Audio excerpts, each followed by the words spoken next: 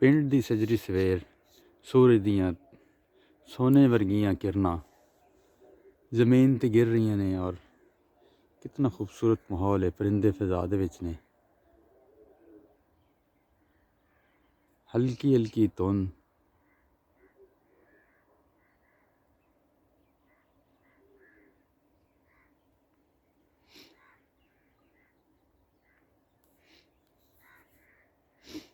ਪਿੰਡ ਦੀ ਸਵੇਰ ਦਾ ਸੁਬਹ ਦਾ ਆਗਾਜ਼ ਇਸ ਖੂਬਸੂਰਤ ਮੰਜ਼ਰ ਦੇ ਨਾਲ ਹੁੰਦਾ ਹੈ।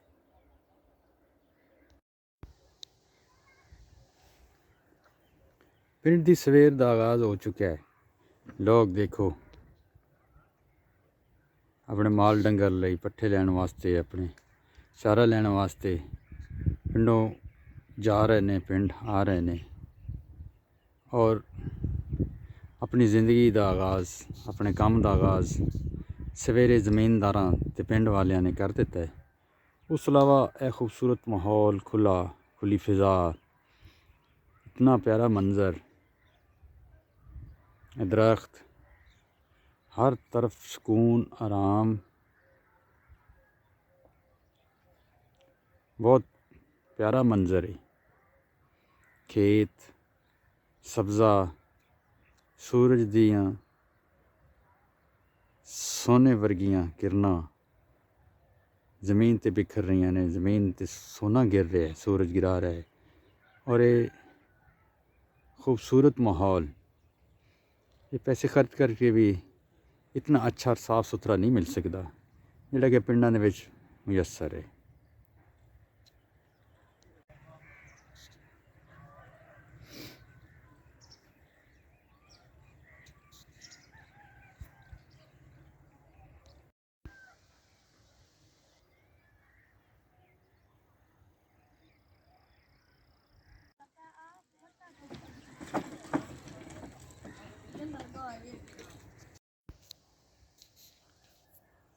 साफ़ सुथरी फिज़ा, हवा इंसान की सेहत वास्ते बहुत ज़रूरी है और जिस वेले भी साडी किसी भी रंग ते कलर ते किसी भी रंगीन चीज़ ते नज़र पैंदी है तो साडी सेहत ते साडे दिलो दिमाग ते पूरा असरात पैंदे ने, नफसियाती तौर ते भी, वैसे भी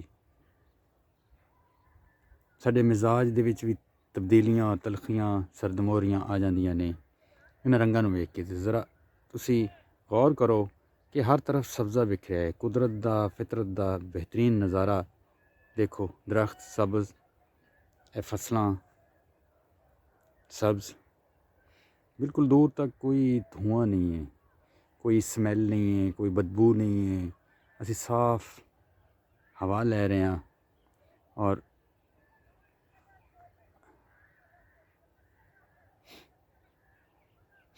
असी साफ़ हवा ले रहे हैं और अपनी अखां तो लैके दिल ते दिमाग नूं सब नूं अपने आप ही, यानी खुदकार आटोमैटिक सिस्टम दे नाल ही सानू सुकून मिलता जाता है और ये असरात पैंदे ने। यह परिंदा देखो तुसी बैठा है, हर तरफ एक कुदरत का नज़ारा बिखरिया है और कुदरती चीज़ां, कुदरती माहौल, नेचर, फितरी माहौल, ये साड़ी सेहत वास्ते इंतहाई ज़रूरत ने और सोशल मीडिया के दौर के बिल्कुल वाज़े तौर पर दस दिता जाता है, हर बंदे नूं पता चल गए कि धुआं, पोल्यूशन जिन्होंने कहते हैं, धुआं या आलूदगी या गंदा माहौल इंसान की सेहत वास्ते बहुत मुज़र है, बहुत ख़तरनाक है।